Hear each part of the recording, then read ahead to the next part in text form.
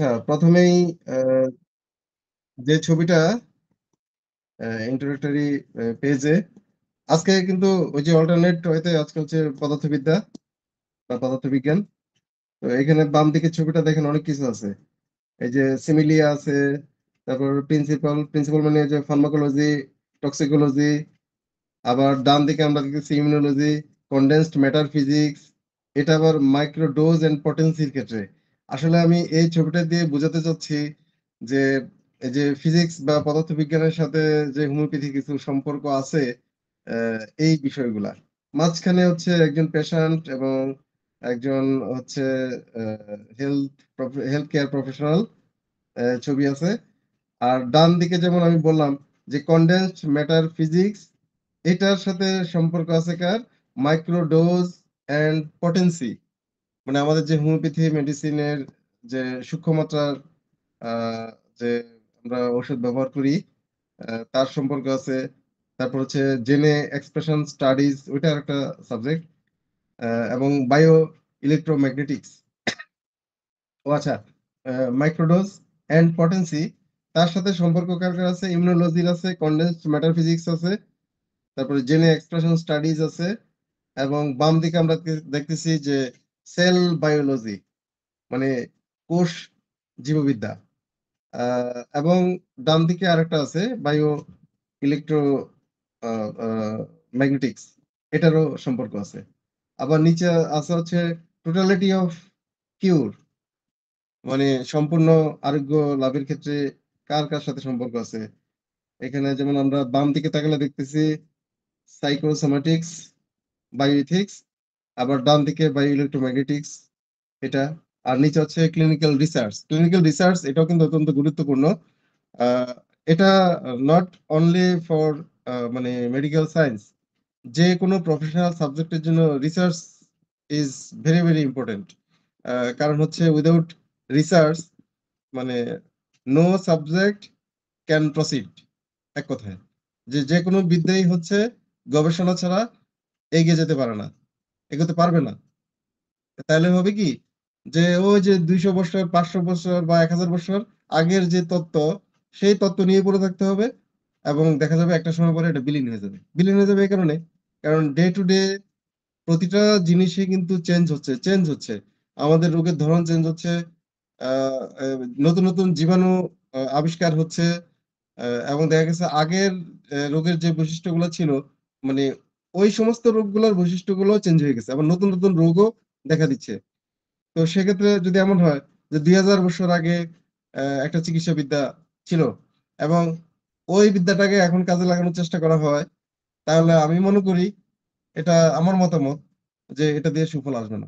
কেন আসবে না? যে 2000 বছর আগে আসলে তখন যে পারিপার্শ্বিক অবস্থা, প্রাকৃতিক অবস্থা, মানুষের রোগের ধরন, মানে সবকিছু তখনকার সময় অনুসারে আহ যেভাবে ওই চিকিৎসা বিদ্যাটা এস্টাবলিশ করা হয়েছে, নিশ্চয়ই 2000 বছর পরে সবকিছু চেঞ্জ হয়ে গেছে, বা অনেক ধরনের বৈশিষ্ট্যগত চেঞ্জ আছে। সেখানে ওই তত্ত্বগুলা কিন্তু ওইভাবে কাজ করবে না, অবশ্যই করবে না।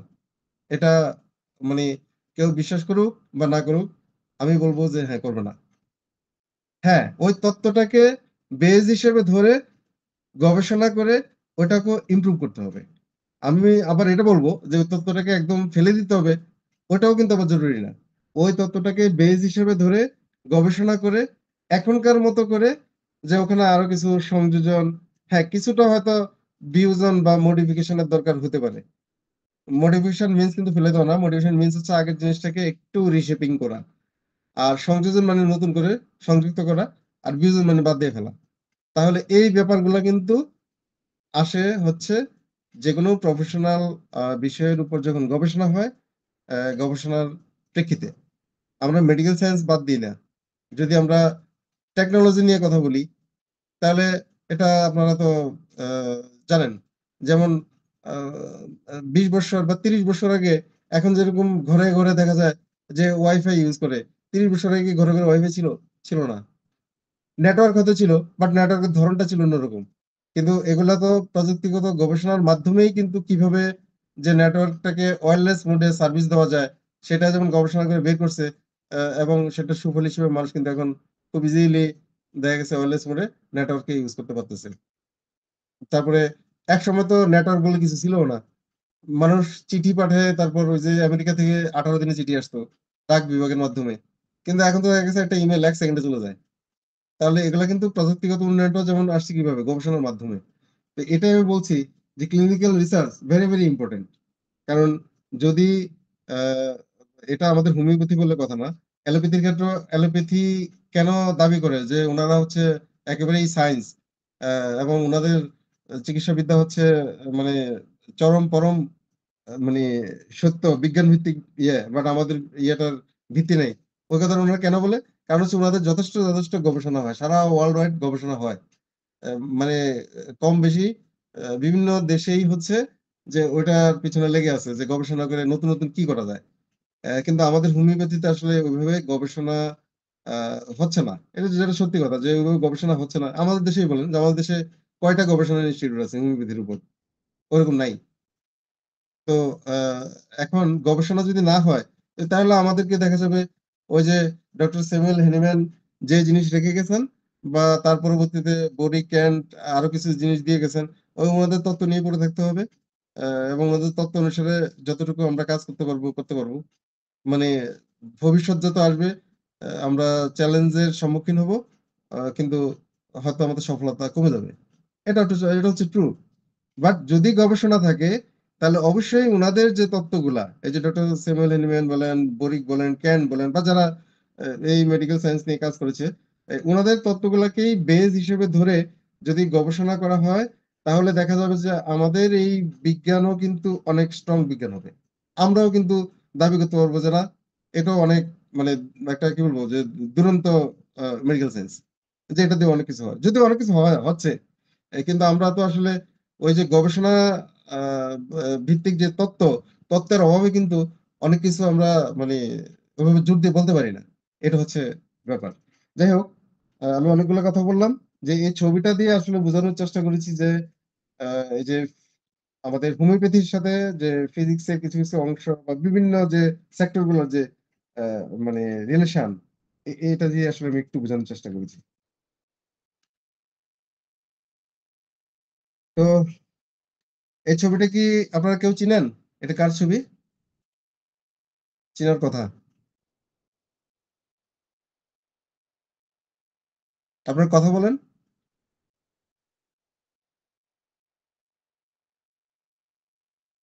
এই ছবিটা কার? চিনতে পারছেন? হ্যালো? স্যার এটা আমাকে কি শু মানে আপেল গাছের হ্যাঁ, ছবি। না আপেল গাছের ছবি তো হচ্ছে বাম সাইডেরটা। কিন্তু ডান দিকে যে একজন মানুষ বসে আছেন, না চিনলেও কোনো আহ, সমস্যা নাই। না চিনলে এমন কোনো জি অপরাধের কিছু স্যার। না। আ মানে না চিনলে আমি মানে তো বলেই দিচ্ছি। হ্যাঁ, বলেন। চিনলে বিজ্ঞানী বলেন। নিউটন। হ্যাঁ, স্যার আইজ্যাক নিউটন, সায়েন্টিস্ট। এবং এই যে আপেল পড়েও আছে গাছের নিচে, যার মাথার উপর আপেল পড়ার পরেই শুরু হয়ে গেছে আরকি উনার সেই বিজ্ঞান ভিত্তিক বিভিন্ন পরিকল্পনা যে কেন আপেলটা পড়লো। এবং আসলে আপেল নিয়ে অনেক পৃথিবীতে গল্প আছে যে আপেল হচ্ছে অনেক কিছুর কারণ আরকি। অনেক গল্পই আছে আপেল নিয়ে এবং গ্রিকদের অনেক গল্প আছে আপেল নিয়ে। আমি যাক ওইদিকে যাব না। একদিন সময় পেলে আমি শোনাবো। আ আপেল এরকম একটা বিষয় আরকি, এমন একটা ফ্রুটস। যাই হোক, তো যেহেতু ফিজিক্স আমি নিউটনের ছবিটা রেখেছি যে ফিজিক্সে নিউটনের অনেক অবদান আছে। সেজন্য আজকের আমরা যে বিষয়গুলো নিয়ে আলোচনা করব, সময়ের সাথে গতির সম্পর্ক। আমি গত ক্লাসে গতি নিয়ে আ পড়াইছিলাম। আ ত্বরণ, মন্দন, জড়তা এবং জড়তার ভ্রামক, শক্তি ও ক্ষমতা এবং ঘাত বল। এই বিষয়গুলো নিয়ে আলোচনা করব। সময়ের সাথে গতির সম্পর্ক। আসলে একটা গতিশীল বস্তু আ সময়ের সাথে কি হয়? তার গতির পরিবর্তন হয়। আবার গতির পরিবর্তন নাও হতে পারে। গতির পরিবর্তন হতেও পারে, নাও হতে পারে। যদি গতির পরিবর্তন না হয়, তখন আমরা বলব যে গতিশীল বস্তুটা সমবেগে চলছে বা চলমান। আর যদি গতির পরিবর্তন হয়, তাহলে তো সেটা আমরা বলব অসমবেগে চলমান। ওই গতিশীল বস্তুটা অসমবেগে চলমান। গতির পরিবর্তন বলতে বোঝায় হচ্ছে যে এটার গতি বেড়েও যেতে পারে, কমেও যেতে পারে। তার মানে হচ্ছে কি তার বেগটা একই রকম না। এজন্য অসমবেগে চলমান গতিশীল বস্তু। তো একটা জিনিস আমরা বুঝতেছি যে সময়ের সাথে তার মানে গতির একটা সম্পর্ক আছে। মানে সেটা কোন গতিশীল বস্তুর গতি বাড়তেও পারে, কমতেও পারে বা একই থাকতে পারে। একটা সম্পর্ক আছে। আমরা দেখি যে কি পাই। গতিকে সময়ের সাপেক্ষে বস্তুর অবস্থানের পরিবর্তন হিসেবে সংজ্ঞায়িত করা হয়। মানে এটা হচ্ছে সিম্পল থিং যে যদি কোনো গতিশীল বস্তুকে আমরা গতিশীল বলতে চাই, তার মানে হচ্ছে যে সময়ের পরিবর্তনের সাথে, সাথে বস্তুটার অবস্থানের পরিবর্তন হয়েছে। অবস্থানের পরিবর্তন হয়েছে বলেই কিন্তু আসলে বস্তুটা গতিশীল। কারণ গতিশীল না হলে তো অবস্থানের পরিবর্তন হতো না। সময়ের সাথে, সাথে তার অবস্থান পরিবর্তন না হলে একটি বস্তুকে স্থির বলা হয়। আর সময়ের সাথে, সাথে বস্তুর অবস্থান পরিবর্তন হলে তাকে গতিশীল বলা হয়। তাই সময় ও গতি অবশ্যই সহাবস্থান করবে। এটা তো খুব একটা মানে জেনারেল কনসেপ্ট। কোন বস্তু যদি দেখা গেল 12টার সময় আমরা যে জায়গায় দেখলাম, 12:30টার সময়ও দেখলাম যে ওই জায়গায় আছে। তার মানে আমরা বুঝবো যে বস্তুটা হচ্ছে স্থির। কিন্তু না আবার অন্য কিছু হইতে পারে। যে সে 12টার সময় ওখান থেকে স্টার্ট করে ঘুরে টুরে আবার 12:30টার সময় জায়গায় চলে আসছে। এটাও তো হইতে পারে। এখন ঘুরে টুরে যে চলে আসছে মানে ওই যে 30 মিনিট সময়ের মধ্যে যে তার আ আ মানে একটা গতির পরিবর্তন হয়েছে, ওইটা হয়তো আমরা দেখি নাই। কিন্তু এখন একটা ইন্টারেস্টিং ব্যাপার আছে। আ সেই ব্যাপারটা হচ্ছে এটা আ মানে এটুকু বলব, এটা পরে যখন আমি পড়াবো তখন আরেকটু আ বিশদভাবে আলোচনা করব। ফিজিক্সের ভাষায় কোন বস্তু যদি সময়ের পরিবর্তনের সাথে, সাথে অবস্থানের পরিবর্তন না করে, তার মানে হচ্ছে সে কোন কাজই করে নাই। তার মানে আপনি সকালবেলা বাসা থেকে বেরিয়ে সারাদিন না খেয়ে না দেয়ে সারাদিন অনেক পরিশ্রম করেছেন। সন্ধ্যার সময় আবার বাসায় ঢুকে গেলেন। তার মানে আপনি আসলে কোন কাজই করেননি। এটা হচ্ছে ফিজিক্সের ভাষায়। তার কারণ হচ্ছে যে আপনার অবস্থানের পরিবর্তন হয়নি। আপনাকে এক ব্যক্তি সকালবেলা বাসায় থেকে গেছে, সন্ধ্যার সময় উনি এসে দেখতেছে তাও আপনি বাসায়। মাঝখানে যে আপনি সারাদিন বাইরে গিয়ে অনেক পরিশ্রম করছেন, সেটা তো আর উনি দেখেন নাই। তার মানে উনি ধরে নিবেন যে আপনি বাসায় ছিলেন। কাজেই ফিজিক্সের সূত্র অনুসারে আপনি কোন কাজই করেননি। এখন কিভাবে ফিজিক্সের সূত্র অনুসারে কাজ করেন নাই, সেটা আমি এই আলোচনায় এখন যাব না। ওইটা কাজ যখন করাবো তখন আমি বলব একদম ম্যাথমেটিক্যালি যে আপনি কাজ করেন নাই। যাই হোক, তো এখানে সিম্পলি যেটা বলা হচ্ছে যে সময়ের পরিবর্তনের সাথে যদি কোন বস্তুর অবস্থানের পরিবর্তন না ঘটে, তাহলে বস্তুটা স্থির। আর যদি অবস্থানের পরিবর্তন হয় তাহলে বস্তুটা হচ্ছে গতিশীল। এখন দেখতেছি ২ টা টার্ম ত্বরণ ও মন্দন। ত্বরণ কি এবং মন্দন কি? আ ত্বরণ থেকে আসলে আমরা বাংলা ভাষায় কিছু শব্দ ব্যবহার করি। ত্বরান্বিত। এই শব্দটা তো আপনারা শুনেছেন নিশ্চয়ই না? ত্বরান্বিত জি স্যার শব্দটা শুনেছেন? শুনছি। হ্যাঁ, জি স্যার। ত্বরান্বিতটা কিন্তু আসলে ত্বরণ থেকে। ত্বরান্বিত মানে কি? ওই যে দ্রুততার সাথে আরকি। তো তার মানে ত্বরণ কি? ত্বরণ মানে হচ্ছে আ বেগের বৃদ্ধি। এখন বেগের বৃদ্ধিটা কিভাবে হবে? সময়ের সাথে, সাথে যদি কোনো বস্তুর বেগের আচ্ছা এখানে যে এই সংজ্ঞাটা ভুল। সময়ের সাথে, সাথে কোনো বস্তুর বেগের পরিবর্তনের হারকে তার ত্বরণ বলে। এটা আসলে ভুল। আ আপনারা বইতে বেশিরভাগ বইতে এটাই পাবেন, এটা ভুল। মানে বেগের পরিবর্তন বললে কিন্তু বেগ বাড়তেও পারে, কমতেও পারে। এখন বেগের পরিবর্তন যদি গতিশীল বস্তুর বেগের পরিবর্তন মানে বেগ কমে যায়, তাহলে তাকে কিন্তু আর ত্বরণ বলা হবে না। কিন্তু এখানে তো বলা হচ্ছে বস্তুর বেগের পরিবর্তনের হারকে ত্বরণ বলে। তাহলে এই সংজ্ঞাটা কিন্তু ভুল। তার কারণ হচ্ছে বেগের পরিবর্তন ঠিক আছে, কিন্তু এটা কোন ধরনের পরিবর্তন? যদি বেগ হ্রাস পায়, তাহলে কি সেটা ত্বরণ? সেটা ত্বরণ না। এটা বলতে হবে সময়ের সাথে, সাথে বা সময়ের পরিবর্তনের সাথে, সাথে কোন বস্তুর বেগ বৃদ্ধির হারকে ত্বরণ বলে। বেগের পরিবর্তনের হার না। বেগ বৃদ্ধির হারকে ত্বরণ বলে। আর বেগ হ্রাসের হারকে বলা হবে মন্দন বা ঋণাত্মক ত্বরণ। মানে যদি বেগ হ্রাস পায়, কমে যায় সময়ের পরিবর্তনের সাথে, সাথে তাহলে সেটাকে বলা হবে মন্দন অথবা ঋণাত্মক ত্বরণ মানে নেগেটিভ ত্বরণ। নিশ্চয়ই আপনাদের কাছে সংজ্ঞাটা ক্লিয়ার? তো আপনারা যদি ওই মানে বুকিশ ল্যাঙ্গুয়েজে পরীক্ষায় আসলে লিখেন, এবং যিনি খাতা দেখবেন উনি যদি ধরেন ওইরকম মানে বুকিশ কনসেপ্টে ওনার মাথায় থাকে, তাহলে উনি কিন্তু রাইট দিয়ে দিবে। বাট আমি কিন্তু রাইট দিব না। মানে যদি বুকিশ ওই ল্যাঙ্গুয়েজটা লেখা হয় যে সময়ের সাথে সাথে কোনো বস্তুর ব্যাগের পরিবর্তন হারকে ত্বরণ বলে, আমি কিন্তু ডাইরেক্ট কেটে দিব, কারণ এটা ভুল। সময়ের সাথে সাথে গতিশীল বস্তুর ব্যাগ বৃদ্ধির হারকে ত্বরণ বলা হয়। আমি ইচ্ছা করে সংজ্ঞাটা এখানে এভাবে লিখছি, কারণ আপনারা বইপত্রে কিন্তু এই সংজ্ঞাটাই দেখবেন। এই জন্য আমি এই সংজ্ঞাটা আপনাদেরকে এই ভুলটা ধরায় দেওয়ার জন্য লিখছি যে এটা লিখবেন না। আপনারা লিখবেন সময়ের সাথে সাথে গতিশীল বস্তুর ব্যাগ বৃদ্ধির হারকে ত্বরণ বলে। আর সময়ের সাথে সাথে গতিশীল বস্তুর ব্যাগ হ্রাসের হারকে বলা হয় মন্দন বা ঋণাত্মক ত্বরণ। এখন হয়তো আমাকে প্রশ্ন করতে পারেন, যদি তার ব্যাগ বৃদ্ধিও না পায়, হ্রাসও না পায়, তখন কি হবে? তখন তো আর এটা ত্বরণ হবে না, মন্দন হবে না। তখন এটাকে বলা হবে সুষম বেগে চলমান বস্তু। তার কারণ হচ্ছে তার বেগটা একই বেগে সে চলছে। তার ত্বরণও নাই, মন্দনও নাই।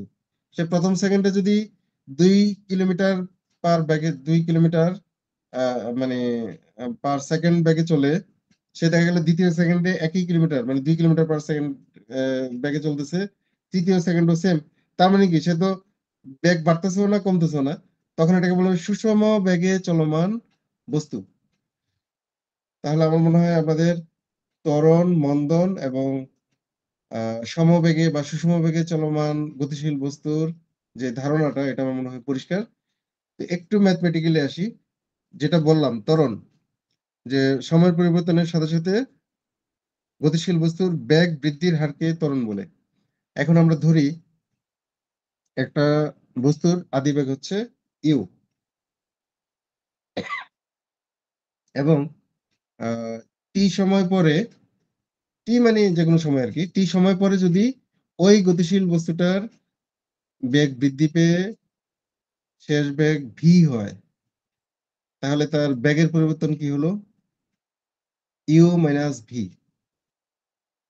You minus v. এই যে দেখেন আপনারা এখানে, এই যে এই লাইনটা, যদি কোনো বস্তুর আদি বেগ ইউ এবং শেষ বেগ ভি হয়, তাহলে তার বেগ মানে তার বেগ বৃদ্ধি পাবে। আচ্ছা, এখানে বৃদ্ধিটা লেখা হয়, বৃদ্ধি পাবে হচ্ছে শেষ বেগ মাইনাস আদি বেগ, বা ভি মাইনাস ইউ। তো আমাদের সংজ্ঞাটা ছিল সময়ের সাথে সাথে কোনো গতিশীল বস্তুর বেগ বৃদ্ধির হারকে, বেগ বৃদ্ধিকে না, বেগ বৃদ্ধির হারকে। তার মানে হচ্ছে এখানে একটু ব্যাপার আছে। এটার অর্থ হচ্ছে আহ একক সময়ে তার বেগের পরিবর্তন কত হয়েছে, বেগ বৃদ্ধির হার মানে এটা।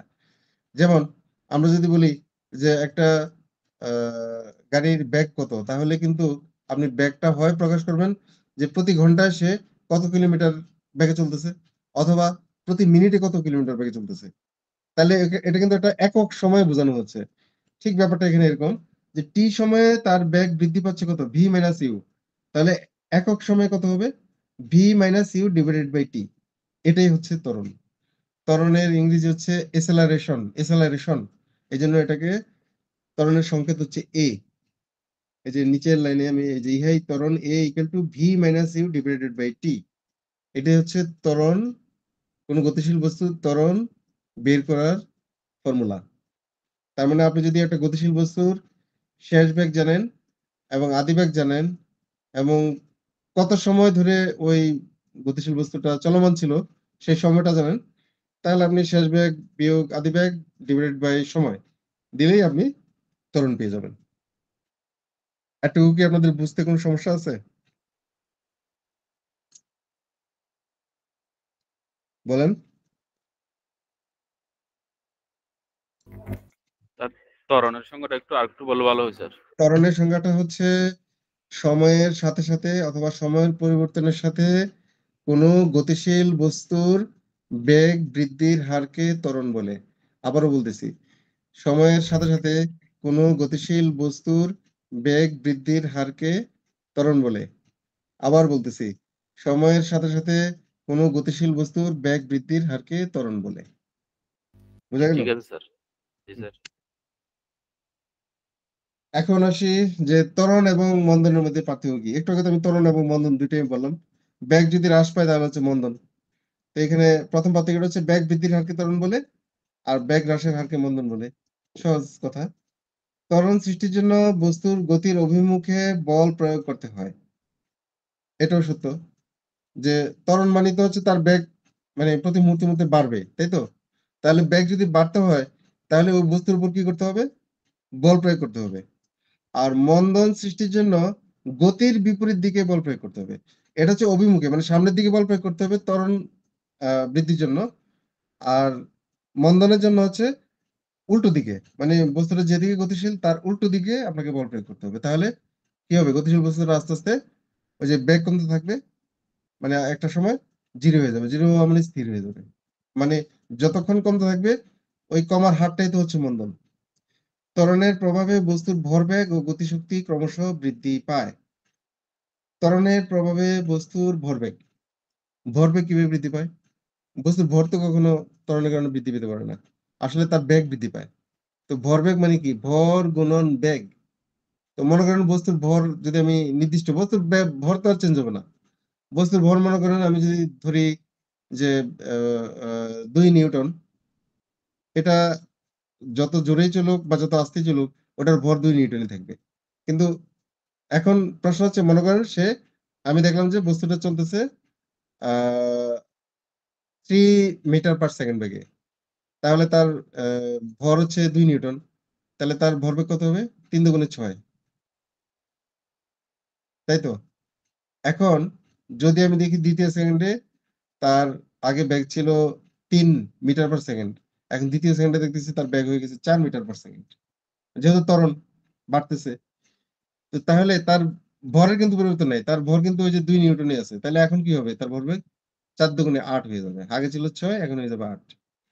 তাহলে আমরা বলতেছি এখানে ত্বরণের প্রভাবে বস্তুর ভরবেগ ও গতিশক্তি ক্রমশ বৃদ্ধি পায়। তাহলে কথাটা তো সত্যি। ওই যে ত্বরণ হচ্ছে, ত্বরণ হওয়া মানে কি? তার বেগ বৃদ্ধি পাচ্ছে এবং এতে করে তার ভরবেগও কিন্তু পরিবর্তন হয়ে গেছে। আগে ছিল ৬ এখন হয়ে গেছে ৮। আর গতিশক্তির একটা সূত্র আছে। গতিশক্তির সূত্রটা হচ্ছে 1/2 mv square. 1/2 mv square. m মানে হচ্ছে বস্তুর ভর, v মানে হচ্ছে বেগ। তো এখন বলা হচ্ছে ত্বরণের প্রভাবে বস্তুর গতিশক্তি বৃদ্ধি পায়। বৃদ্ধি তো পাবেই। বেগ যদি মনে করেন আগে ছিল ২, এখন দেখতেছি ৩ হইছে ত্বরণের প্রভাবে। তাইলে আগে যদি আমি সূত্রতে বসাই 1/2 mv স্কয়ার এই সূত্রের মধ্যে বসালে ধরলাম যে তার ভর ২ আর আগে বেগ ছিল ২ তাইলে 2 স্কয়ার মানে হচ্ছে 1/2 mv স্কয়ার। তো 1/2 ইনটু 2 ইনটু 2 স্কয়ার। তা 1/2 আর 2 এ ওখানে 2 কাটা। তাইলে আর ওখানে হচ্ছে 2 স্কয়ার মানে 4। আচ্ছা এবার বেগ বৃদ্ধি হয়ে গেল 3 তাহলে এখন কি হবে? এখনো 1/2 ইনটু ভর তো একই আছে 2 তাহলে 1/2 আর 2 এ কাটা। আর ওখানে হয়ে গেল এখন 3 স্কয়ার এখন হয়ে গেছে 9। তাহলে আগে ছিল 4 গতিশক্তি এখন হয়ে গেছে 9। তাহলে আমরা কি দেখতেছি যে ত্বরণের প্রভাবে কিন্তু ভরবেগও বাড়তেছে, গতিশক্তিও বাড়তেছে। কাজেই এটাও ট্রু। মন্দনের প্রভাবে কি হবে? তার উল্টাটা হবে। ত্বরণে তো যেহেতু বাড়ে, মানে বেগ বাড়ে, সেই কারণে কিন্তু ভরবেগ বাড়তেছে, গতিশক্তি বাড়তেছে। আর মন্দনে যেহেতু বেগ কমে, কাজেই এখানে ভরবেগ কমবে এবং গতিশক্তি কমবে। কাজেই আমরা ত্বরণ এবং মন্দনের পার্থক্যটা আমার মনে হয় খুব ক্লিয়ারলি বুঝতে পারছি। ঠিক কি না? জি স্যার। এখন আসি জড়তা কি? জড়তার একটা কথ্য ভাষা আছে, জাড্য। জড়তা বা জাড্য বলতে কোনো বস্তু যে অবস্থায় আছে সে অবস্থায় থাকতে চাওয়ার যে প্রবণতা। মানে অনেকটা ছাগলের মতো আরকি। ছাগলকে আপনি ধরে যদি টানাটানি করেন দেখবেন যে সে খুঁটি দিয়ে পা দুটাকে খুঁটি দিয়ে সে নড়তে চাইবে না জায়গা থেকে। সে নিজে, নিজে আগে হাঁটতে চায়। কিন্তু আপনি যদি টানেন সে কিন্তু হাঁটতে চাইবে না। সে খুঁটি দিয়ে একদম পিছনের দিকে টান করে দাঁড়ায় থাকবে। দেখছেন আপনারা এটা? ছাগলের জড়তা দেখছেন? জি স্যার। ছাগলকে টান দিলে কিন্তু সে নিজে আসতে চায় না। সে সামনের পা দুটাকে খুঁটি গেড়ে একদম দাঁড়ায় থাকতে চায়। আর সে নিজে, নিজে হাঁটবে। এটা হচ্ছে ছাগলের বৈশিষ্ট্য। মানে জড়তাটা আমি বলতে চাচ্ছি জড়তাটা অনেকটা এরকমই যে কোনো বস্তু যে অবস্থায় আছে যদি সে অবস্থায় থাকতে চায় মানে তার প্রবণতাটা যদি এমন হয় তাহলে বা সে অবস্থা যেমন গতি বা স্থিতাবস্থা বজায় রাখতে চাওয়ার যে ধর্ম সেটাকে বলা হবে জড়তা। এখন আ জড়তা কিন্তু ২ টা অবস্থায় হতে পারে। একটা হচ্ছে জড়তা দুই রকম, একটা হচ্ছে গতি জড়তা আর একটা হচ্ছে স্থিতি জড়তা। কারণ এখানে সংজ্ঞাটাতে বলা হচ্ছে কোনো বস্তু যে অবস্থায় আছে সে অবস্থায় থাকতে চাওয়ার যে প্রবণতা। তার মানে কোনো বস্তু যদি গতিশীল থাকে, সে যদি গতিশীল থাকতে চায় তাহলে তখন সেটাকে বলা হবে গতি জড়তা। আর যদি কোনো বস্তু স্থির আছে, সে স্থির থাকতে চায়, তাহলে তাকে বলা হবে স্থিতি জড়তা। তার মানে জড়তার কিন্তু দুইটা অবস্থা, স্থিতি জড়তা এবং গতি জড়তা। তো জড়তা থেকে আমরা একটা নাম পাচ্ছি জড়তার ভ্রামক। জড়তার ভ্রামক, ভ্রামক মানে ভ্রাম্যমান একটা বস্তু কণা বা একটা বস্তু। এখন এটা কি, জড়তার ভ্রামকটা কি? একটি কণার ভর ও ঘূর্ণন অক্ষ হতে এর লম্ব দূরত্বের বর্গের গুণফলকে উক্ত কণার জড়তার ভ্রামক বলে। কিছুই বুঝি নাই, তাই না? একটি কণার ভর, আমরা ধরি একটি কণার ভর হচ্ছে m, ছোট একটা কণা, তার ভর হচ্ছে m। ও ঘূর্ণন অক্ষ হতে, আমি যদি একটা ঘূর্ণন অক্ষ বলতে ধরেন একটা লাঠি, তার চতুর্দিকে একটা কণা ঘুরতেছে, তাহলে ওই লাঠি থেকে ওই কণার যে দূরত্ব, ধরি যেহেতু এটা ঘুরতেছে, তো ঘুরলে কি হবে, একটা অক্ষের চতুর্দিকে যদি এটা ঘুরে, তাহলে ধরি যে এটা একটা বৃত্তাকার পথে ঘুরতেছে, তাহলে ওই লাঠি থেকে, ওই লাঠিটা যদি কেন্দ্রে থাকে, তাহলে ওই লাঠি থেকে কণাটার দূরত্ব কি হবে, ওই বৃত্তের ব্যাসার্ধের মতো। তাহলে আমরা ধরি ওই দূরত্বটা হচ্ছে কি আর, কারণ বৃত্তের ব্যাসার্ধকে আর দিয়ে প্রকাশ করা হয়, রেডিয়াস, এই জন্য আর দিয়ে প্রকাশ করা হয়। তো বলা হচ্ছে এখানে যে একটি কণার ভর, তাহলে ভর হচ্ছে m, আর ওই ঘূর্ণন অক্ষ থেকে দূরত্ব হচ্ছে, যদি r হয় তাহলে দূরত্বের বর্গের গুণফল, তার মানে r স্কয়ার। তাহলে ওই ভর ইনটু r স্কয়ার মানে m r স্কয়ার, এটাই হচ্ছে জড়তার ভ্রামক। খুব সহজ। তো এটা নিচে আমি ম্যাথমেটিক্যালি অলরেডি বলছি, এই যে বস্তুটির একটি কণার ভর যদি m হয়, ঘূর্ণন অক্ষ থেকে দূরত্ব যদি r হয়, তাহলে সংজ্ঞা অনুসারে কণাটির জড়তার ভ্রামককে I দিয়ে প্রকাশ করা হয়, I equal to mr square. এটাই হচ্ছে জড়তার ভ্রামক বের করার সূত্র। এখন কোনো অক্ষের চারদিকে ঘূর্ণায়মান কোনো বস্তুর উপর যে টর্ক প্রয়োগ করলে তাতে একক কৌণিক ত্বরণের সৃষ্টি হয়। এখন বলতে পারেন টর্ক এটা আবার কি জিনিস, নতুন করে আসলো। আসলে আমরা যখন কোনো গতিশীল বস্তুর উপর, মানে গতিশীল বস্তুটা যদি অনুভূমিক পৃষ্ঠের উপর গতিশীল থাকে, তখন বল প্রয়োগ করলে সেটাকে আমরা সিম্পলি বল প্রয়োগই বলি। আর যখন কোনো অক্ষকে কেন্দ্র করে বা কোনো অক্ষের সাথে সম্পৃক্ত থেকে ঘূর্ণায়মান অবস্থা থাকবে একটা গতিশীল বস্তু, তখন তার উপর বল প্রয়োগ করলে সেটাকে বলা হয় বল প্রয়োগ না বলে বলা হয় টর্ক। এই টর্ক মানে হচ্ছে বল প্রয়োগ করা, যে টর্ক প্রয়োগ করলে তাতে, কারণ এই বলটা আপনি তো সোজাসুজি প্রয়োগ করতে পারবেন না, এটা ঘূর্ণায়মান যেদিকে ওইভাবে বল প্রয়োগ করতে পারবেন। মানে আমরা হাত দিয়ে ধরেন, আপনি সিম্পলি বোঝার চেষ্টা করবেন যে একটা ফ্যান, ফ্যানকে যদি আপনার ঘুরাইতে হয় তাহলে কি করবেন, আমরা হাত দিয়ে কিন্তু আমরা মানে হাতটাকেও কিন্তু ধাক্কা দিবেন ওই ঘূর্ণায়মানের মতোই, মানে সোজা তো আর ধাক্কা দিতে পারবেন না, ঘূর্ণায়মানের মতোই দিবেন। এটাকেই বলা হয় টর্ক। তো বলা হচ্ছে এই যে টর্ক প্রয়োগ করলে তাতে একক কৌণিক ত্বরণের সৃষ্টি হয়, তাকে ওই অক্ষের সাপেক্ষে তার জড়তার প্রভাব বলে। আমাদের মানে সরল রৈখিক ভাবে যদি কোনো গতিশীল বস্তু থাকে, সেগুলোকে সিম্পলি ত্বরণ মন্দন আমরা পড়ে আসছি বলি। আর এইভাবে যখন ঘূর্ণায়মান অবস্থার ক্ষেত্রে তো ত্বরণ হতে পারে, মন্দন হতে পারে। এই ত্বরণ গুলাকে ত্বরণ না বলে বলা হয় কৌণিক ত্বরণ। তার কারণ হচ্ছে যে এই ত্বরণটা ওই যে অক্ষের চারদিকে এটা ঘূর্ণায়মান অবস্থায় আছে, ওই অক্ষের সাথে এই ত্বরণটার একটা সম্পর্ক আছে। সম্পর্কটা কিরকম একটু বলি, সেটা হচ্ছে ওই ঘূর্ণায়মান কণাটা অক্ষ থেকে যত বেশি দূরত্বে অবস্থান করবে, তার ত্বরণটা কিন্তু বেশি হওয়ার জন্য ওখানে বেশি বেশি টর্ক প্রয়োগ করতে হবে। আর এটা অক্ষের যত কাছাকাছি অবস্থান করবে, তার ত্বরণ বেশি হওয়ার জন্য কম টর্ক প্রয়োগ করলে চলবে। তার মানে কি, ওই অক্ষের সাথে সম্পৃক্ত কোনো ঘূর্ণায়মান কণার ক্ষেত্রে ওই ত্বরণ গুলা হচ্ছে কৌণিক ত্বরণ হয়, এই জন্য। একটু আগে বলছিলাম যে স্থিতি জড়তা এবং গতি জড়তা, অলরেডি আমি বলেও ফেলছি যে যদি কোনো স্থির বস্তু স্থিতিশীল থাকার যে প্রবণতা সেটা হচ্ছে তার স্থিতিজড়তা।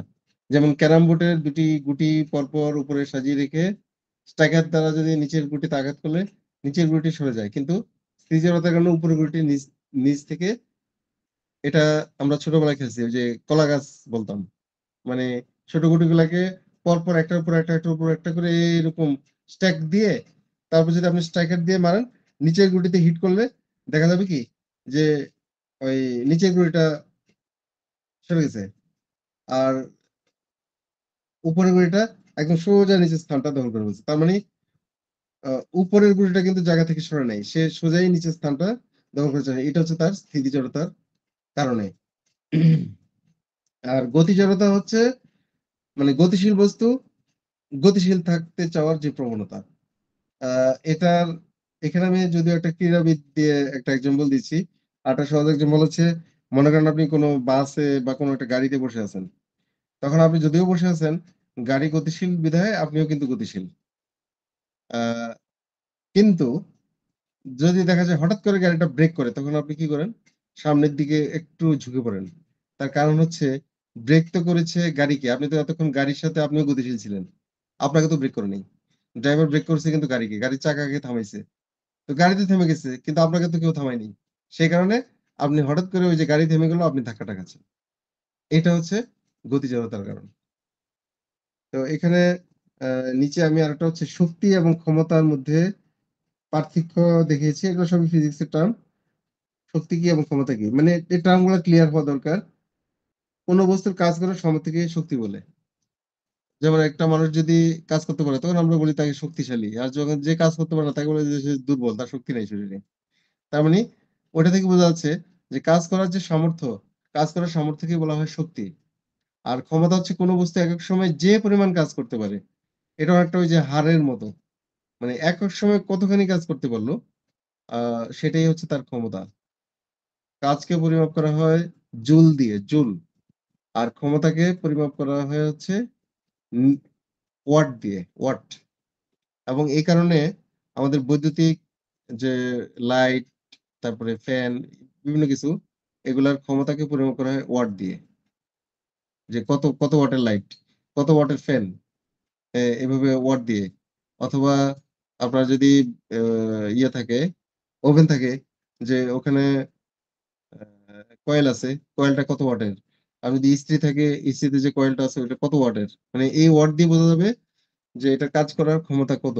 ওয়াট যত বেশি হবে সে বেশি কাজ করবে এবং সে বেশি পরিমাণ বিদ্যুৎও খাবে। কারণ কাজ করার জন্য তার শক্তি বেশি দরকার এবং শক্তি বেশি দরকার মানে তার বিদ্যুৎ বেশি লাগবে। এইজন্য ওই যে অনেকে বলে যে বাসায় ইস্ত্রি ইউজ করবেন না কারণ বিদ্যুৎ খরচ বেশি হবে। কারণ একটা ইস্ত্রিতে নরমালি থাকে হচ্ছে আ ১০০০ ওয়াট। ১০০০ ওয়াট মানে ১০০০ ওয়াট যদি ১ ঘন্টা আপনি ইস্ত্রিটা যদি ইউজ করেন তাহলে আপনার ১ ইউনিট বিদ্যুৎ খরচ হয়ে যাবে। এভাবে হিসাবগুলো হয়। তো আ আমরা তাহলে শক্তি এবং ক্ষমতাটা বুঝলাম। মোট নিষ্পন্ন কাজ দিয়ে শক্তি নির্ধারণ করা হয়। শক্তি নির্ণয়ে তাই সময়ের প্রশ্ন আসে না। শক্তির ক্ষেত্রে সময়ের কোন দরকার হয় না। আমরা বুঝবো হচ্ছে যে একটা বস্তু হোক, একটা মেশিন হোক, একটা মানুষ হোক, একটা জন্তু হোক, তার কাজ করার সামর্থ্য আছে কিনা। কাজ করার সামর্থ্য থাকলে আমরা বলব যে হ্যাঁ, অ্যা তার শক্তি আছে। কিন্তু ক্ষমতা নির্ণয়ের ক্ষেত্রে আ সময় দরকার আছে। কারণ আমরা যেহেতু একক সময়ে কি পরিমাণ কাজ করতে পারে সেটা দিয়ে বের করব। কাজেই এটা সময়ের সাথে একটা সম্পর্ক আছে। শক্তির প্রকারভেদ আছে। আ কিন্তু শক্তি এক রূপ থেকে অন্য রূপে রূপান্তরিত হয়। শক্তির একটা আ নীতি বা সূত্র আছে। সেটা হচ্ছে যেটাকে বলা হয় শক্তির অবিনাশিতাবাদ। অবিনাশিতাবাদ। যে শক্তিকে ধ্বংস করা যায় না, সৃষ্টিও করা যায় না। এটাও বলা হয়েছে। সৃষ্টিও করা যায় না, ধ্বংসও করা যায় না। শক্তিকে শুধু এক রূপ থেকে অন্য এক বা একাধিক রূপে রূপান্তরিত করা যায়। অদ্ভুত একটা নীতি। যেটাকে শক্তির অবিনাশিতাবাদ বলে। অদ্ভুত এজন্য বললাম। তাহলে এই নীতি অনুসারে আমরা তো শক্তির কিছু নাম জানি। শব্দ শক্তি, আলো শক্তি, তাপ শক্তি, রাসায়নিক শক্তি, বিদ্যুৎ শক্তি, পারমাণবিক শক্তি মানে এরকম অসংখ্য শক্তি আছে। আলো শক্তি।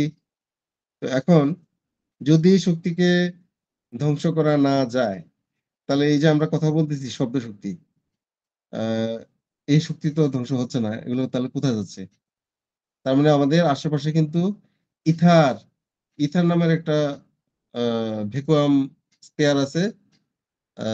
এই যে বায়ুমণ্ডলে ইথার, এই ইথারে কিন্তু অজস্র শব্দ ঘোরাফেরা করতেছে আমাদের চতুর্দিকে। অজস্র শব্দ ঘোরাফেরা করতেছে। কারণ প্রতিনিয়ত মানুষ কথা বলতেছে, বিভিন্ন যানবাহনের শব্দ, হ্যাঁ? তারপরে বিভিন্ন মাইকের শব্দ, বিভিন্ন মিউজিক্যাল ইন্সট্রুমেন্টের শব্দ। তো এই যে শব্দগুলা, এগুলা যেহেতু শক্তির ধ্বংস নাই, তাহলে এই শক্তিগুলো যাচ্ছে কোথায়? এই শক্তিগুলা ঘুরফিরা করতেছে। আমাদের চতুর্দিকে ঘুরফিরা করতেছে। এখন প্রশ্ন হচ্ছে যে তাহলে এগুলো আমরা শুনতে পাই না কেন? মানে এই যে আমি বললাম, শুনলেন? তারপর আর শোনা যাচ্ছে না। ওই যে একটু আগে বললাম যে শক্তিকে এক রূপ থেকে অন্য এক বা একাধিক রূপে রূপান্তরিত করা যায় বা রূপান্তরিত হয়। এই যে আমার শব্দ শক্তিটা রূপান্তরিত হয়ে এমন একটা ফ্রিকোয়েন্সিতে এটা পৌঁছে গেছে, ওই ফ্রিকোয়েন্সি আমরা শুনতে পাই না। আমাদের কিন্তু শব্দ শোনার জন্য আমাদের ফ্রিকোয়েন্সি আছে। মানে একটা নির্দিষ্ট সীমা আছে। ২০ থেকে ২০,০০০ কম্পাঙ্ক পর্যন্ত আমরা শুনতে পাই। তার বাইরে মানে ২০,০০০ এর উপরে হলে আমরা শুনতে পাই না। কুকুর শুনতে পায়। ৩৬,০০০ কম্পাঙ্ক হলে কুকুর শুনতে পায়। এবং এইজন্য দেখবেন যে কুকুর দাঁড়ায় আছে, আশেপাশে কিচ্ছু নাই। হঠাৎ করে সে গান গাওয়ার মতো সুর ধরে ডাক দেয়। একা একাই। আবার এদিক ওদিক তাকায়। এটা কেন করে? কখনো কি চিন্তা করছেন?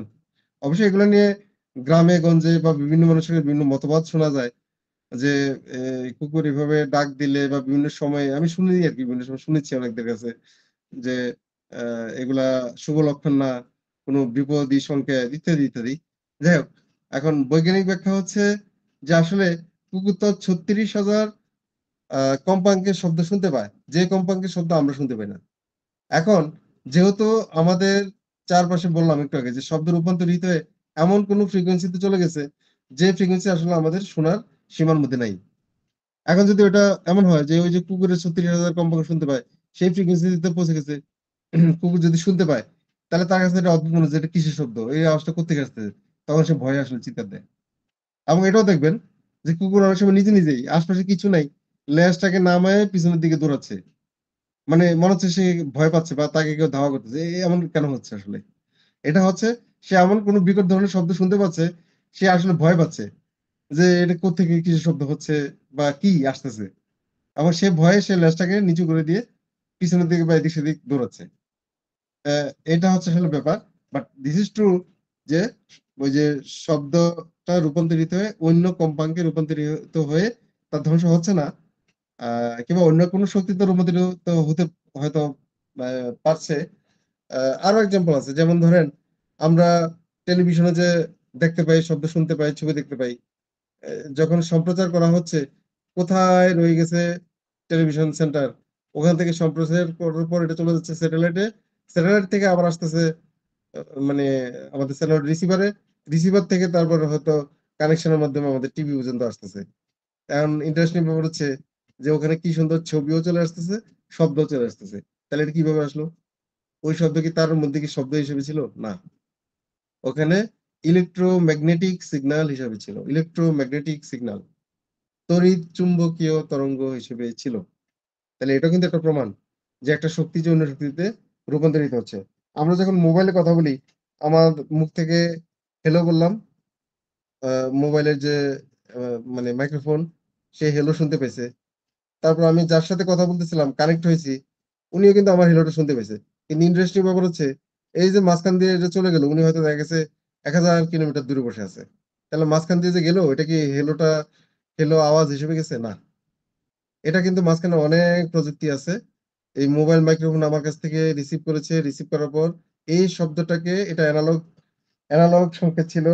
তারপর এটাকে রূপান্তরিত করে ফেলছে ইলেক্ট্রোম্যাগনেটিক সিগন্যালে মানে তড়িৎচুম্বকীয় তরঙ্গে। তারপরে এটা চলে গেছে ইথারে। ইথার দিয়ে ওইটা আবার ওই যে আমি যার সাথে কানেক্ট হয়েছি, উনার ওখানে যে রিসিভার ওখানে গেছে। এখন রিসিভার তো রিসিভ করেছে কিন্তু ওই সেই তড়িৎচুম্বকীয় তরঙ্গ। এখন ওই তড়িৎচুম্বকীয় তরঙ্গ যদি কানে পৌঁছে দেয়, উনি কি কিছু বুঝবে বা শুনবে? শুনবে না। ওইটাকে আবার মোবাইলের সেই যে যন্ত্রাংশ কি করতেছে ওইটাকে শব্দ শক্তিতে রূপান্তরিত করে দিচ্ছে। তারপর উনি শুনতে পাচ্ছে। তাহলে এখানে কিন্তু মাঝখানে অনেক ঘটনা আরো অনেক ঘটনা ঘটতেছে মাঝখানে। যাক সেগুলা তো এই সাবজেক্টের পার্ট না, এগুলা বলবো না। বাট আমি বলতে চাচ্ছি যেটা যে শক্তি এভাবে মানে এক রূপ থেকে অন্য এক বা একাধিক রূপে রূপান্তরিত হতে পারে। যেমন বিদ্যুৎ শক্তি রূপান্তরিত হয়ে তাপ শক্তি হচ্ছে, আলো হচ্ছে। আমরা ফ্যানের বাতাস খাচ্ছি। ওখানে তো বাতাসটাও একটা শক্তি। কিন্তু ফ্যান চলতেছে কি দিয়ে? বিদ্যুৎ দিয়ে। আবার একই বিদ্যুৎ দিয়ে কি সুন্দর লাইট জ্বলতেছে। মানে কি? যে আলো শক্তিতে রূপান্তরিত হচ্ছে। তো এভাবে শক্তি এক রূপ থেকে অন্য এক বা একাধিক রূপে রূপান্তরিত হয়। কিন্তু ক্ষমতার প্রকারভেদ নেই, তাই রূপান্তরের প্রশ্ন ওঠে না। এখন আসি শক্তির মাত্রা। মাত্রা মিনস হচ্ছে ডাইমেনশন। আসলে মাত্রা জানার আগে এককটা জানলে ভালো। যেমন শক্তির একক হচ্ছে জুল। আর ক্ষমতার একক আমি বলছিলাম ওয়াট। তো মাত্রা হচ্ছে এখানে শক্তির মাত্রা হচ্ছে ml² T ইনভার্স 2 বলে অথবা ml² / T²। এই যে কোনো কিছুর যদি পাওয়ার মাইনাস হয় এটার অর্থ হচ্ছে ডিভাইডেড বাই। মানে ওই প্রথম অংশটাকে এখানে T² দিয়ে ভাগ। তাইলে এটা কি বোঝায় আসলে? হয়তো আপনার মনে হবে এটা কিছুই বুঝলাম না, এটা কি? আচ্ছা এখন আমি বলি। m মানে হচ্ছে ভর, l মানে হচ্ছে দৈর্ঘ্য, মাস লেংথ, t মানে হচ্ছে টাইম। তার মানে হচ্ছে শক্তির যে মাত্রাটা এটা প্রকাশ পায় কোনো বস্তুর ভরকে তার দৈর্ঘ্যের স্কয়ার করে গুণ করার পর সে যে কাজ করতেছে কত সময় ধরে কাজ করতেছে এই তার সময়টার বর্গ করে তাকে তা দিয়ে ভাগ দিলে তখন আমরা শক্তি পেয়ে যাবো। আর ক্ষমতার মাত্রাটা হচ্ছে খুব কাছাকাছি ml² T ইনভার্স 2 বা এটাকে বলা সরি T ইনভার্স 3 বা এটাকে বলা হয় ml²/T³ মানে সময়টাকে 3 বার গুণ করতে হবে। যে সময় পর্যন্ত কাজ করবে তাকে 3 বার গুণ করতে হবে। গুণ করে যে ফলটা আসবে এটা দিয়ে ভাগ দিতে হবে কাকে? ওই বস্তুর ভর গুণন তার দৈর্ঘ্যের বর্গ। যেমন বস্তুর ভর যদি হয় 2 তার দৈর্ঘ্য যদি হয় 3 তাহলে 2 গুণ 3² মানে 9। তাহলে 9 দুগুণে 18। আমি ধরলাম যে সে কাজ করলো হচ্ছে 2 সেকেন্ড। তাহলে 2 কিউব মানে 2 3 বার গুণ। 2 3 বার গুণ করলে 8। তাহলে 18 কে 8 দিয়ে ভাগ করলে যা হবে এটাই হবে তার ক্ষমতা। তাহলে ক্ষমতাটা কি হবে? তত ওয়াট। ওই শক্তি ও মাত্রা থেকে এভাবে বের করা যায়। তাহলে আমার মনে হয় শক্তি এবং ক্ষমতা সম্পর্কে মোটামুটি হলেও আপনাদের একটু ধারণা আসছে। এখন কিছু বেসিক কনসেপ্ট। আমি এরকম কিছু জিনিস মাঝে, মাঝে আপনাদেরকে দিব আরকি। যেহেতু এগুলা সায়েন্সের সাবজেক্ট। ফ্যানের বাতাসে শরীরে ঘাম শুকালে আরাম লাগে কেন? মানে এগুলো তো সায়েন্সের আ কোয়েশ্চেন বা কনসেপ্ট আরকি। যখন আমরা আসলে ঘেমে যাই, তখন আমাদের কাছে অস্বস্তি লাগে এবং সারা শরীর মনে করেন ঘেমে ভিজে গেল। তো শরীরের ঘাম শরীর থেকে বাষ্পীভবনের সুপ্ত তাপ গ্রহণ করে বাষ্পে উড়ে যায়। মূলত হচ্ছে ধরেন আপনি একটা পাত্রের মধ্যে পানি আছে। আপনি যদি পাত্রটাকে চুলায় বসায় তাপ দিতে থাকেন তখন কি হবে? আস্তে, আস্তে পানি বাষ্প আকারে উড়ে যাবে। এখন আমাদের শরীরও ঘেমে ভিজে গেল। তাহলে এই ঘাম কিভাবে দূর করব? আমাদেরকে কি চুলার মধ্যে বসায় তাপ দিলে পানি চলে যাবে শরীরে? না। নাকি আমরা তাওয়াল দিয়ে মুছে ফেলবো? কোনটাই করব না। তাওয়াল দিয়ে মুছলে ঘাম মুছলে দেখা যাবে আপনার তাওয়ালের দুর্গন্ধ হবে। আর আমরা মানুষ হিসেবে তো আমাদেরকে চুলার মধ্যে তাপ দিয়ে আমাদের শরীরে পানি সরানো যাবে না। তো সেজন্য একটাই উপায় আছে সেটা হচ্ছে ফ্যানের নিচে বসলে কিছুক্ষণ পর দেখা যায় যে ঘামটা শুকিয়ে গেছে। এটা কেন শুকিয়ে যায়? শুকিয়ে যায় হচ্ছে আসলে বাষ্পীভবনের মাধ্যমে শুকিয়ে যায়। অর্থাৎ বাষ্পাকারে ওই বাতাস বাষ্পাকারে পানিটাকে শোষণ করে নিয়ে যায়। এখন বাষ্পাকারে নেওয়ার জন্য ওই পানিটা কি করে? আমাদের শরীর থেকে তাপ কিন্তু শোষণ করে। এবং তাপ শোষণ করলে তখন আমাদের শরীরের যে তাপমাত্রাটা এটা একটু কমে আসে এবং এই কারণেই তখন আমাদের কাছে একটু ঠান্ডা লাগে। মানে এইজন্য ঘেমে এসে যদি আপনি ফ্যানের নিচে বসেন দেখবেন যে একটু পরে আপনাকে ঠান্ডা লাগতেছে এবং আরাম বোধ করবেন। এটাই হচ্ছে মূল কারণ। সুষম পদ্ধতিতে সরল পথে চলমান বস্তুর ত্বরণ থাকে না। অথচ বৃত্তাকার পথে সুষম গতিতে চলমান বস্তুর ত্বরণ থাকে। এটা অলরেডি বলছি একটু আগে, একটা অংশ বলছি, সেটা হচ্ছে যদি কোনো গতিশীল বস্তু সুষম দ্রুতিতে চলা মানে সুষম বেগে চলা আর কি, একই বেগে যদি চলতে থাকে তাহলে তো তার ত্বরণ থাকবেই না, স্বাভাবিক। তার তো বেগ বাড়তেছে না কমতেছে না, কাজে তার ত্বরণ থাকবে কি করে? ত্বরণ থাকবে না। কিন্তু যদি সে বৃত্তাকার পথে মানে চলে, মানে ঘূর্ণায়মান অবস্থায় যদি চলে, তাহলে বলা হচ্ছে সুষম দ্রুতিতে চলমান বস্তুর ত্বরণ থাকে, তাহলে সেক্ষেত্রেও কিন্তু তার ত্বরণ থাকবে। এখন প্রশ্ন হচ্ছে কেন থাকবে তাহলে? তার কারণ হচ্ছে ঘূর্ণায়মান গতিশীল বস্তুর যে বেগ, আহ, এই বেগটা কিন্তু নর্মাল বেগ না। আমি একটু আগে যেমন বলছিলাম যে কৌণিক ত্বরণ, এই ঘূর্ণায়মান বস্তুর বেগটাকেও হিসাব করা হয় কৌণিক বেগ। মানে ওই যে তার মানে ঘূর্ণায়মান অবস্থায় সে কেন্দ্রে কত ডিগ্রি কোণ উৎপন্ন করলো, সে তো বৃত্তাকার পথে ঘুরতেছে। একটা অবস্থান থেকে আরেকটা অবস্থানে যখন গেল, তখন আপনি আগের অবস্থান যোগ করেন, একটা লাইন টানেন ওই মাঝখানের কেন্দ্র পর্যন্ত, তারপরে আবার কেন্দ্র থেকে আরেকটা লাইন টানেন শেষ অবস্থান, মানে ধরেন 2 সেকেন্ডে সে যতটুকু গেল, তাহলে দেখেন একটা কোণ তৈরি হয়ে গেল। তো এই যে কোণ তৈরি হয়ে গেল, এই কোণের কিন্তু একটা প্রভাব থাকে ওই ব্যাগটার উপর। ঠিক একইভাবে ওই যদি বস্তুটা সুষম বেগে চলমানও হয়, তাহলেও তার ত্বরণের উপর কিন্তু একটা প্রভাব থাকে। এই জন্য ওই যে বৃত্তাকার পথে সুষম দ্রুতিতে বা সুষম বেগে চলমান বস্তুর ত্বরণ থাকবে। এখন আসেন যে আমরা বলি ঘাত বল কি। খুব অল্প সময়ের জন্য খুব বড় মানের যে বল কোনো বস্তুর উপর প্রযুক্ত হয় তাকে ঘাত বল বলে। মনে করেন একটা বস্তুর উপর আপনি অল্প অল্প করে বল প্রয়োগ করতেছেন, এটা ঘাত বল হবে না। খুব অল্প সময়ের জন্য, ধরেন 2-3 সেকেন্ডের জন্য আপনি একবারে একটা খুব বড় ধরনের বল কোনো বস্তুর উপর প্রয়োগ করলেন, এটাকে বলা হবে ঘাত বল। অর্থাৎ অল্প সময়ের জন্য বেশি বল প্রয়োগ করা কোনো বস্তুর উপর, এটাকে বলা হবে ঘাত বল। ঘাত বলের বৈশিষ্ট্যগুলো জানি। ঘাত বলের মান খুব বড় হয়, এটা তো বললামই। এই বলের ক্রিয়াকাল খুব ছোট হয়। ক্রিয়াকাল ছোট মানে কি অল্প সময়ের জন্য প্রয়োগ করা হয়, এই জন্য বলা হচ্ছে সময়টা খুব ছোট হয়। ঘাত বল কম সময়ের জন্য ক্রিয়াশীল হয়। বস্তুর বেগ এবং ভরবেগের আকস্মিক পরিবর্তন ঘটে। ওই যে যেহেতু বেগের পরিবর্তন হয়, ভরবেগের তো পরিবর্তন হবেই। ঘাত বলের ক্রিয়ায় বস্তুর সরণ যথেষ্ট তাৎপর্যপূর্ণ নয়। আরটা হচ্ছে যে ঘাত বলের প্রভাবে বস্তুর সরণ যে খুব আহামরি টাইপের সরণ হবে তা না কিন্তু, কারণ যেহেতু বলটা হচ্ছে খুবই অল্প সময়ের জন্য প্রযুক্ত হয়, কাজে অল্প সময়ে বস্তুর খুব আহামরি সরণ যে ঘটবে তা না কিন্তু। এগুলো হচ্ছে ঘাত বলের বৈশিষ্ট্য। এই হচ্ছে আজকের ক্লাস। আহ আপনাদের কাছে হয়তো একটু একটু কঠিন লাগতে পারে, যেহেতু পদার্থবিজ্ঞান। এখানে হয়তো আহ, কেউ কেউ থাকতে পারেন যে সায়েন্স ব্যাকগ্রাউন্ড না। যারা সায়েন্স ব্যাকগ্রাউন্ডের না হবেন, ওনাদের কাছে হয়তো একটু কঠিন লাগতেই পারে। আর সায়েন্স ব্যাকগ্রাউন্ডের যারা, ওনাদের কাছে হয়তো খুব কঠিন লাগার কথা না। কিংবা রেকর্ডিং অফ আহ, করব। হ্যাঁ হ্যাঁ, কিন্তু সায়েন্স ব্যাকগ্রাউন্ডের হলো আবার এমনও হতে পারে যে